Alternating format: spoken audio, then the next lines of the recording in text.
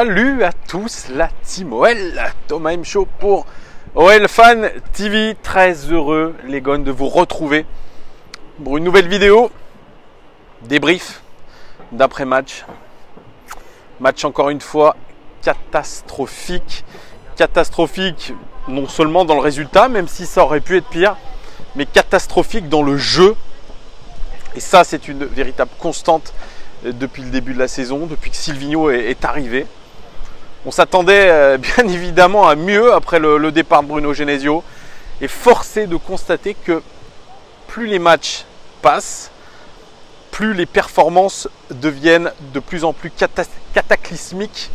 Oui, j'utilise des superlatifs, mais franchement, hier c'est miraculeux si on s'en sort avec un match nul parce qu'on méritait, je pense, une défaite. On a eu la chance de tomber face à une équipe promue, brestoise, qui a quand même très bien joué, mais qui a eu aussi des moments d'inattention et des défauts de concentration qui nous ont permis, grâce à nos individualités et un semblant de pressing, puisque nos deux buts arrivent sur des situations finalement de pressing, des pressings plutôt assez haut sur le terrain, notamment sur le premier but, où nos éléments offensifs, dont Martin Terrier, ont pressé très très haut.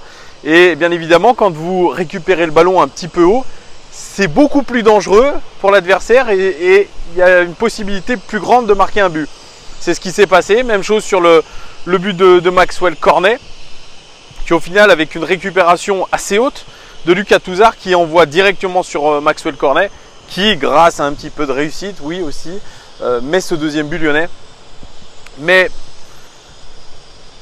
je vais dire, c'est un petit peu la seule chose positive à retenir de ce match, ce semblant de pressing par moment au niveau offensif, mais alors défensivement, les Gones, oh là là là, des véritables plots, c'est des plots. On va pas dire autre chose, puisque regardez les deux actions qui mènent aux deux buts de Yohan Cour. D'ailleurs, je suis un sacré prophète, hein. Je vous avais dit, Yohan Cour, attention à ce joueur-là, parce qu'il est en grande forme actuellement, il l'a prouvé. 2 buts hier, Yohan Cour, hein, formé à l'Olympique Lyonnais, hein, ça aussi. Regardez sur les deux actions, c'est assez incroyable comment on a été passif. Mais c'est une constante. Ça a été une constante sous Bruno Genesio, c'est une constante sous Silvinho, qui pourtant est arrivé avec des grands principes de défense, qu'on doit au minimum ne pas concéder d'occasion, au maximum ne pas encaisser de but. Bref, on est très très loin de ce qu'avait annoncé Silvinho, et pourtant il avait voulu changer de tactique, repasser à un 4-2-3-1. C'est un système ça que privilégiait Bruno Genesio, qui était taillé pour Nabil Fekir. Et d'ailleurs, donc cette équipe, je vais vous la détailler vite fait. Donc Lopez, Denayer et Andersen en défense à droite. Kenny Ted qui a été préféré à Raphaël. Hein. Raphaël, pareil, il n'a pas l'air de vouloir rentrer dans les plans de Silvinho. Peut-être qu'il est hors de forme. Kenny Ted, bon, parce que Dubois, je crois, est absent. Alors peut-être qu'il a accumulé trop de matchs, il est fatigué ou je ne sais pas. Bref. À gauche, Koné. Double pivot. Alors on s'attendait à la titularisation de Maxence Cacré. Et au dernier moment, on a su que Thiago Mendes était dispo. Donc Silvinho a mis Cacré en tribune et a décidé de remettre son double pivot fétiche avec Thiago Mendes et Lucas Touzard, qui semble, lui, avoir le totem d'immunité. Ça, c'est assez bizarre, hein, assez bizarre, parce que début de saison, il était très très contesté. Au final, il en devient un des éléments majeurs de cette équipe lyonnaise, de cette équipe de Silvinho. Il n'a pas fait un très grand match, mais ça, je le détaillerai après, Touzard. Bref, voilà, double pivot avec Mendes et Touzard. Et puis, petite nouveauté, meneur de jeu, Bertrand Traoré. Pourquoi pas? Mais alors, il y en a beaucoup qui se sont étonnés de ce choix. Mais Bertrand Traoré, c'est quelqu'un qui est très polyvalent, qui, quand il a évolué à l'Ajax, a évolué un petit peu dans ce rôle de meneur de jeu. Il peut jouer sur une aile et il peut jouer surtout avant-centre. Donc, c'est quelqu'un qui peut occuper ce poste-là. Et il n'a pas non plus été dégueulasse, hein, Bertrand Traoré dans ce poste. Mais bref, je reviendrai après sur les performances individuelles. On avait titularisation aussi de Martin Terrier, qui avait une chance aussi de se montrer, et de Maxwell Cornet. Et notre attaquant de pointe, Moussa Dembélé, Donc vous voyez, sur le papier, voilà, les joueurs n'étaient pas non plus perdus. C'est un système de jeu qu'ils connaissent pour la plupart. Mais vraiment, ce qui a semblé hallucinant, c'est de voir des joueurs statiques. Statiques. Mais le porteur de balle n'avait aucun moyen de donner ce ballon puisque personne ne le demandait. Ou personne n'essayait de se sortir du marquage. C'est tout bonnement hallucinant. Alors, on peut dire qu'il y a un problème physique, un problème mental. Mais il y a surtout vraiment un problème de confiance dans cette équipe. Silvinho a raison. C'est-à-dire que c'est des joueurs qui n'ont même plus confiance dans leur technique. Et ce qui manque, ça je le dis, je suis complètement d'accord avec ce que disait Arrigo Sacchi, qui était l'ancien entraîneur du Grand Milan. Il dit, les pieds ça sert à rien dans le foot. Il faut 3 choses pour un joueur. Il faut l'intelligence, le professionnalisme et la motivation. Avec ça, vous faites tout. Aujourd'hui, on n'a aucune intelligence dans le jeu. On n'a aucun professionnalisme parce que le professionnalisme, c'est au moins d'aller gagner à Brest. Et on n'a aucune motivation. Parce que la motivation, ça fait tout. Où sont passés les principes de jeu que prônait Silvinho? Où est le pressing? Il n'y en a pas. À part en attaque sur quelques actions, il n'y en a pas. Où sont les transitions rapides vers l'avant? Il n'y en a pas. Où sont les principes défensifs? Il n'y en a pas. Puisque quand vous regardez les 2 buts qu'on prend, clairement, il n'y a pas d'ambition défensive. Donc il y a beaucoup de choses qui sont quand même un petit peu aux oubliettes. Il y a l'état d'esprit global qui est catastrophique. Mais bon, voilà, je vous dresse un portrait très très négatif de ce match. Un débrief plutôt très, très négatif de ce match, mais c'est ce que je pense. Alors il y en a certains qui me disent, qui me reprochent dans les commentaires, Thomas, t'es trop négatif. Ouais, mais il y a des raisons de l'être en fait. Hein, voilà. Statistique générale de ce match, 13 tirs côté brestois, c'est beaucoup, on a encaissé 13 tirs, 5 cadrés, 11 tirs côté lyonnais, seulement 5 cadrés. Voilà. 117 passes réussies dans le dernier tiers pour Brest. 62 passes réussies dans le dernier tiers pour Lyon. Ce qui montre bien très clairement que les Brestois étaient plus hauts sur le terrain et dominaient plus ce match. Ça fait 2 fois de suite qu'on n'arrive pas à être périn, c'est comme ça qu'on dit, à pérenniser une domination et surtout à être dans la moitié de terrain adverse. Voilà. 21 centres côté Brestois, on a laissé 21 fois centrer les Brestois, ça aussi. Ça montre qu'on n'était vraiment pas impériaux. 16 centres côté lyonnais. Au niveau de l'agressivité, même là, on s'est fait bouffer 32 tacles pour les Brestois, 20 tacles côté lyonnais. Au niveau de la pourcentage de possession sur terrain adverse, sur camp adverse, 63% de possession dans le camp lyonnais pour les Brestois. Et nous, seulement 37% de possession dans le camp brestois. Les chiffres parlent d'eux-mêmes. C'est absolument hallucinant. Autant de non-maîtrise et de non-maîtrise, de non-maîtrise, parce que là on était sur un bloc médian encore, voire bas, alors que l'année dernière on se plaignait de jouer contre des blocs bas parce qu'on était plus en train de dominer l'adversaire et de les acculer sur leur but. Là le problème est tout autre, c'est les adversaires qui nous acculent sur notre but. Donc là, il y a un vrai problème aussi. 12 passes réussies dans la surface sur 22 tentées quand même dans la surface de réparation pour les Brestois. Et nous, 7 passes réussies dans la surface sur 17. Voilà, même là, on est battu. Au niveau des expected goals, 0,51 vues attendues pour les Brestois. Ah, ils ont surperformé quand même. Et nous, 1,13. Donc nous aussi, on a surperformé. Au niveau des... Alors... on était en 4-2-3-1 et en fait sur la position moyenne des joueurs, alors j'ai pas l'infographie malheureusement, Between the Post n'a pas encore mis tout ça en ligne, c'est pas grave, mais j'ai regardé la position moyenne des joueurs sur whoscored.com, bien on était dans un parfait 4-3-3. Voilà. Niveau des statistiques individuelles et les notes du match que je donne aux joueurs, Anthony Lopez, il fait pas un grand match, mais il fait pas un grand match, il peut pas être un sauveur à chaque match. Sur le match contre Brest, il encaisse des buts, mais sincèrement, il n'est pas aidé du tout par l'attitude de sa défense. Donc moi, je le dédouane complètement. Et je lui mets la note de 6 sur 10 quand même à Anto Lopez. Denayer, notre capitaine. Alors j'ai vu beaucoup de choses en disant sur les réseaux sociaux, parce que vous êtes très très critique hein, sur les réseaux sociaux, notamment sur Twitter, en disant que Denayer n'avait pas du tout la capacité d'être notre capitaine. Ouais, c'est vrai, le bateau tangue.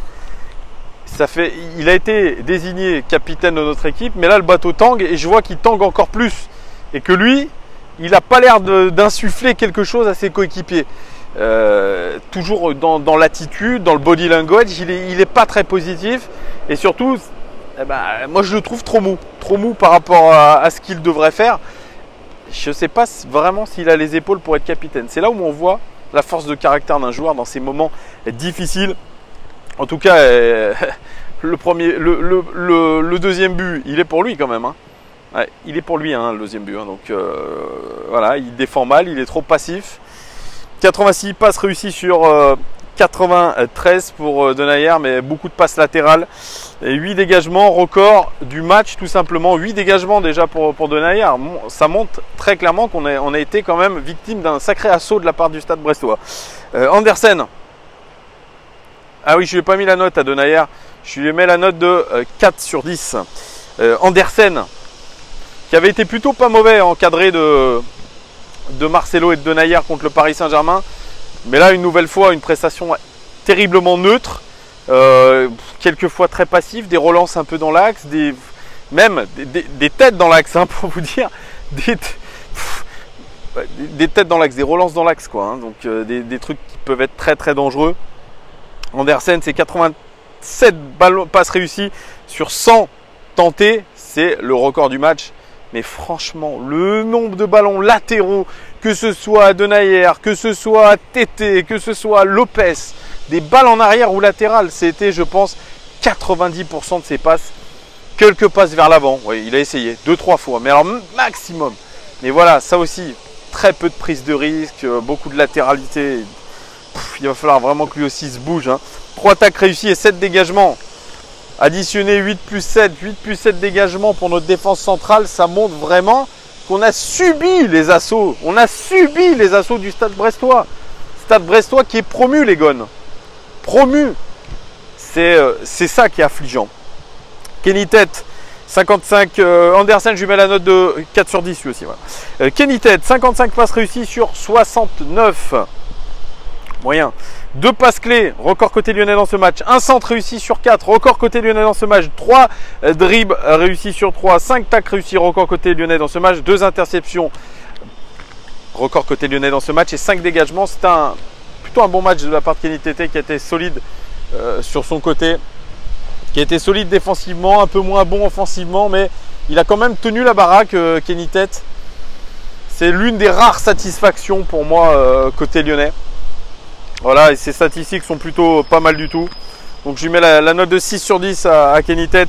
Koné à gauche, 53 passes réussies sur 61. 2 duels réussis sur 3. Mais c'est un mauvais match pour Koné qui n'a pas réussi à se sortir un petit peu de la nasse, à monter sur son côté, prendre son côté, bien centré. Et même il a eu des difficultés aussi sur son côté, notamment sur le deuxième but où il est complètement passif. Alors, il a essayé de temps en temps de faire des grandes chevauchées, mais il s'est retrouvé comme la plupart des joueurs lyonnais. C'est-à-dire, vous faites une chevauchée de 30 mètres, balle au pied, 30-35 mètres, et vous retrouvez voilà, avec tout le bloc lyonnais derrière, et vous, aucune solution de passe vers l'avant. Donc, obligé de reculer de 30 mètres. Voilà, bon, c'est un classique. C'est un classique actuellement depuis le début de la saison. Mais bon, voilà. Koné, je lui mets la note de 4 sur 10. Thiago Mendes, 54 passes réussies sur 66. 2 duels réussis sur 2 et surtout 11 ballons récupérés. C'est le record du match tout simplement. Moi visuellement je ne l'ai pas trouvé bon Thiago Mendes. Des passes mal ajustées, mal assurées, beaucoup de latéralité, une frappe sur le périph' de Brest.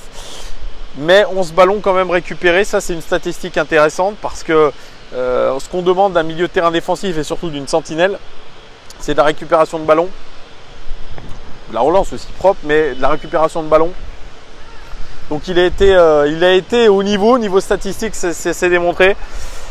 Mais bon, dans le jeu, trop peu influent, donc il récupère des ballons, certes, mais trop peu influent par rapport à ce qu'on connaît du joueur, par rapport à ce qu'on a vu de ce joueur quand il était à Lille.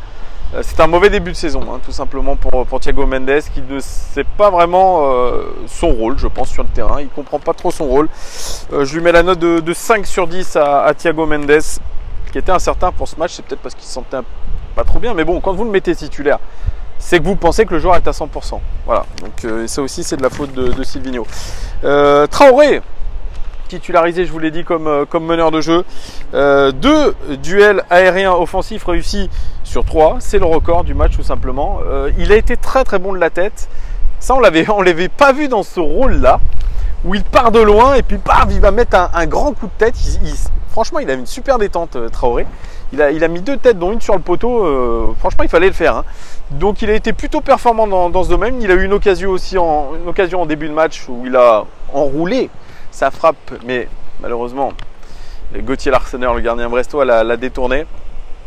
Mais à part ça, bon, j'ai pas souvenir de beaucoup de choses très très bonnes de la part de Traoré, à part ces 2 matchs de la tête. On aurait dit Michael Jordan, mais voilà, c'est un match très très moyen une nouvelle fois pour Bertrand Traoré.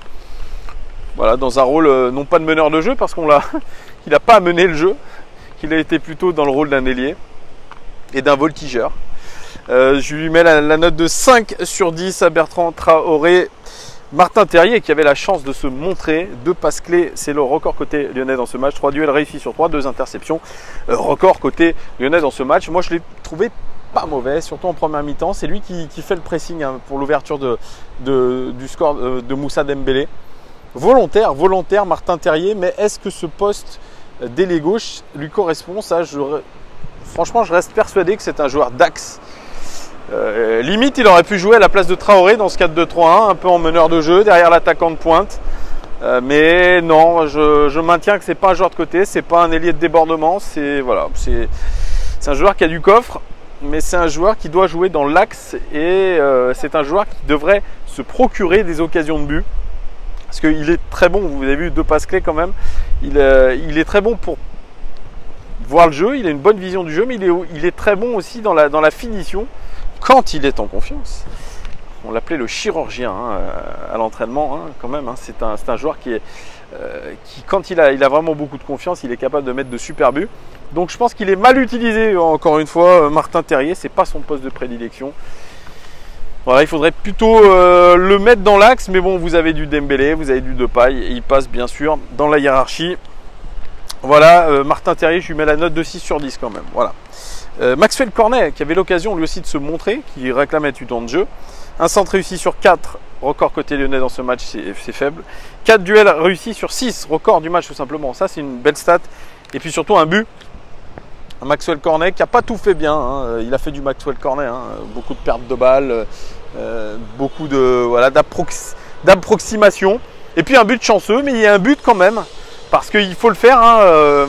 Cette talonnade sous le pied d'appui et ensuite le plat du pied qui passe chanceusement sous l'arseneur. Voilà, il aurait eu au moins le mérite de mettre ce but, Maxwell Cornet. Je lui mets la note de 6 sur 10 et puis Moussa Dembélé. Bah, en tant que point d'appui, pivot, etc. Bon, ça a été très très très moyen, mais ça reste bien un joueur qui est capable de faire la différence avec une occasion de but. Voilà, il l'a mise, hein, il fallait la mettre. Un but, c'est le meilleur buteur du championnat, 6 buts. Sorti un peu tôt d'ailleurs du match, hein. Voilà, ça aussi c'est un choix discutable de la part de Silvinho qui a préféré le remplacer par Depay qui a absolument rien fait. Donc voilà, Dembélé il reste quand même indispensable. Et ça c'est la particularité de cette OL de Silvinho, c'est qu'on a le meilleur buteur du championnat de France qui est dans notre équipe.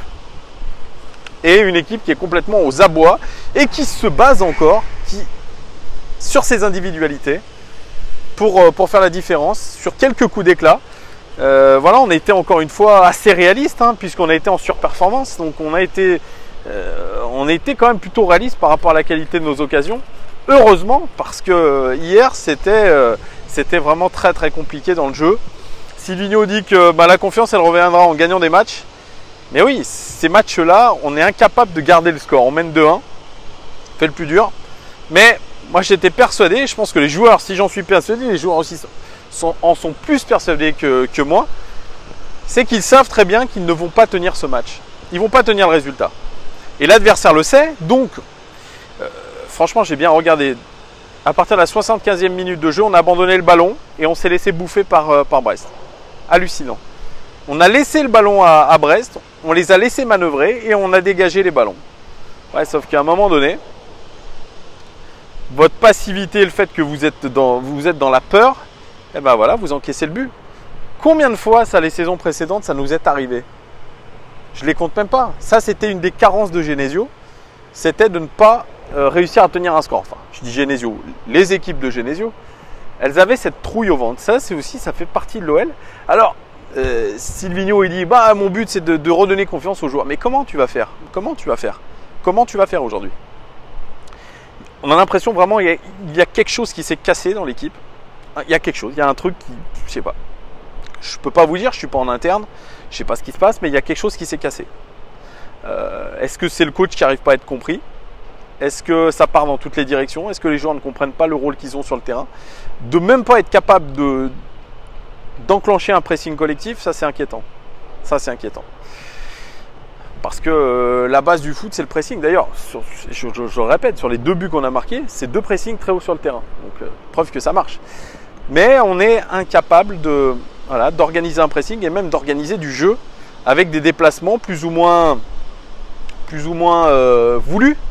Voilà, parce que quand vous avez le porteur de balle, il faut des appels. C'est tout. Si le porteur de balle, il n'a aucun joueur qui fait des appels, qu'est-ce qu'il va faire? Il va remettre derrière, comme ça s'est passé la plupart du temps. Et puis le fait de toujours relancer courte derrière, quand vous êtes en ce moment en difficulté, en manque de confiance, ça peut plus facilement créer des erreurs que des choses positives. C'est pareil. Donc il va falloir arrêter. Moi je pense que quand on est en difficulté, on balance des grands ballons devant sur Dembélé, point d'appui, puis on essaie de gagner les seconds ballons. C'est comme ça que ça va marcher, en mode championnat anglais. Hein. Puis bon, changer de stratégie à chaque fois, passer du 4-2-3 au 4-3-3, enfin voilà, il y a la tactique. Je suis d'accord avec beaucoup. Il y en a qui disent Silvino, il a des manques tactiques. Mais je vais vous citer Nagelsmann, qui est l'entraîneur que nous allons affronter avec Leipzig. Hein. C'est l'entraîneur d'Hoffenheim, un des plus talentueux entraîneurs d'Europe. Et ça, je vous en reparlerai dans une vidéo de présentation de Leipzig. Il dit, un entraîneur, c'est quoi? C'est 30% tactique, 70% de management humain. Si j'écoute Nagelsmann, qui je pense a, même à 33 ans, une très grosse expérience de coach et déjà un temps d'avance, je me dis que Silvino, sa tactique, on s'en fout en vrai. C'est le management humain qui est pas bon. Pareil, si je cite Trent Alexander-Arnold. Trent Alexander-Arnold qui joue avec Liverpool, il dit « Je remercie tous les jours Jürgen Klopp de la mentalité qu'il a su inculquer à nos joueurs, à nous joueurs. Cette mentalité-là, elle est grâce au coach. » Donc quand j'entends dire Silvino, ouais, il y a un problème de mentalité. Quand j'entends un proche du staff me dire « Ouais, dans ce club, il y a un problème de mentalité et on ne pourra rien y faire. » Eh bien, regardez le champion d'Europe. Un joueur champion d'Europe dans un club champion d'Europe avec un entraîneur champion d'Europe. Ils vous disent c'est à l'entraîneur de donner une mentalité aux joueurs. Donc aujourd'hui, oui, c'est un échec. Alors, bien sûr, on demande, on n'a pas de patience avec Silvino. Je n'ai pas de patience avec Silvino. C'est peut-être un tort. Peut-être qu'il faut lui laisser 6 mois. Mais imaginez dans 6 mois, on est 15e, 16e, 17e, 18e, voire avant-dernier ou dernier de Ligue 1. N'oublions pas qu'on a un club coté en bourse avec un stade que nous venons d'acheter, 200 millions d'investissements. C'est pas possible. Aujourd'hui, le football, je dirais moderne, il n'y a plus de place à la patience. Je vous donne un exemple. Griezmann fait son premier match avec le Barça. Il n'est pas très bon. Valverde dit on attend plus de Griezmann, on n'a pas le temps d'attendre, il est là, on l'a payé un certain prix, il doit être rentable tout de suite. Tout de suite. Adrien Rabiot, il a fait son premier match en tant que titulaire contre Brescia cette semaine. Enfin, un match très moyen. L'entraîneur dit on est en droit d'attendre beaucoup plus d'Adrien Rabiot, que ce soit l'entraînement ou en match. On n'a pas le temps d'attendre. On investit sur des joueurs, on donne de l'argent à des joueurs. ils doivent absolument être compétitifs. Donc aujourd'hui, il n'y a pas d'excuses. Il n'y a pas d'excuses. On a des joueurs qui sont très bien payés, certes jeunes, mais l'excuse de la jeunesse, c'est fini. Il y a la jeunesse, mais il y a les compétences. Moi, je regarde les compétences. Aouar, il a mangé du banc parce qu'il devait manger du banc. Mais Aouar, il a 21 ans. Il gagne 250 plaques par mois. Voilà. Donc aujourd'hui, il faut justifier ce salaire. Tu es un jeune millionnaire, mais il faut le justifier sur le terrain. Il n'y a pas de place à il est jeune et ci et ça. Non. Voilà. C'est aujourd'hui le football moderne. Vous avez 20 ans, vous gagnez déjà des sommes faramineuses, mais en contrepartie, il n'y a pas de patience. Vous devez être bon sur le terrain tout de suite. Et ça, je suis plutôt d'accord avec ça. Il y a 15 ans de ça, on pouvait dire à un jeune joueur, bon, il est dans sa période de formation, et puis il est jeune, il ne gagnait pas 250 000 il y a 15 ans. Voilà. Aujourd'hui, ce sont des jeunes joueurs qui, à 18, 19 ans, gagnent des sommes phénoménales. Donc la moindre chose, franchement, les gones, c'est bien de montrer sur le terrain que vous valez ce prix-là. Quand j'entends dire Aouar, il est convoité par Guardiola, si Guardiola il regarde les matchs de l'Olympique Lyonnais, il se dit que pour l'instant il n'est pas prêt. Il n'est pas prêt. Donc, restons exigeants par rapport à nos joueurs. Nous devons l'être. Le coach doit être exigeant avec les joueurs. Nous devons être exigeants avec le coach. Jean-Michel Aulas, lui aussi, doit rester exigeant avec Juninho, avec Silvinho, avec ses joueurs. On doit être exigeant. Les sommes investies ne sont pas quelconques. Voilà. Donc aujourd'hui, c'est parti. J'étais en train de me dire dans ma tête, je vous ai pas parlé de Touzard, je crois. Lucas Touzard, dans ce match-là, il a eu au moins le mérite de faire la passe décisive et de récupérer le ballon dans les pieds, de faire la passe décisive à Maxwell Cornet. Il n'a pas tout fait bien, loin de là. En tout cas, il a eu ce mérite-là. Je lui mets la note de 6 sur 10 rien que pour ça. Voilà. Parce que Lucas Touzard, c'est quelqu'un quand même qui a... Il n'est pas extraordinaire d'un point de vue technique, mais en tout cas, c'est quelqu'un qui ne va jamais rien lâcher. Et ce qu'il fait, en tout cas, cette balle qu'il donne à Maxwell Cornet, il faut la faire tout de même. Donc, je lui mets la note de 6 sur 10. Je crois que je n'ai pas noté Maxwell Cornet non plus. Moi aussi, j'ai dû lui mettre 6 sur 10. Je crois que j'ai mis 6 sur 10. Et Dembélé, puisqu'il a marqué un but, je mets 6 sur 10 aussi. Voilà. C'est un peu tous azimuts. Je suis désolé, les gars, mais je ne fais pas comme tous les autres youtubeurs qui coupent, qui recoupent. Moi, c'est tout d'un coup. C'est comme ça, c'est à prendre ou à laisser. Voilà les gars, donc c'est pour ça. Voilà, restons exigeants par rapport au coach, aux joueurs. On doit être exigeant. Donc aujourd'hui, je vois des Silvinho démission. Sans dire que Silvinho doit démissionner ou doit partir tout de suite, le supporter est en droit de réclamer quelque chose de ses joueurs, quelque chose de son club, quelque chose dans le jeu. Surtout quand on lui promet des choses. Quand vous promettez quelque chose à un supporter, il faut essayer de le respecter. C'est comme un homme politique qui promet beaucoup de choses aux électeurs mais qui ne fait rien derrière. Ah oui, c'est pour ça, il y avait des belles paroles. Des beaux constats qu'on faisait beaucoup sur les réseaux sociaux, peut-être dans ces vidéos aussi. Voilà, un beau constat.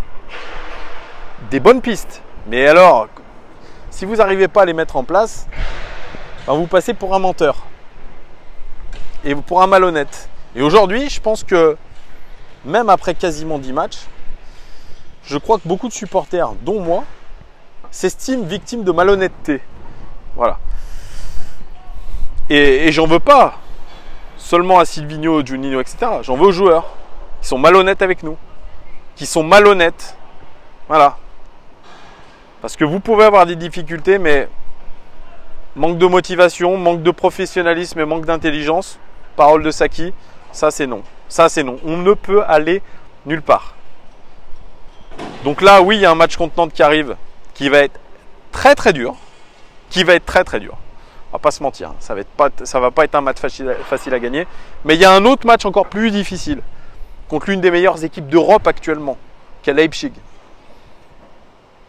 Ça, c'est un vrai test.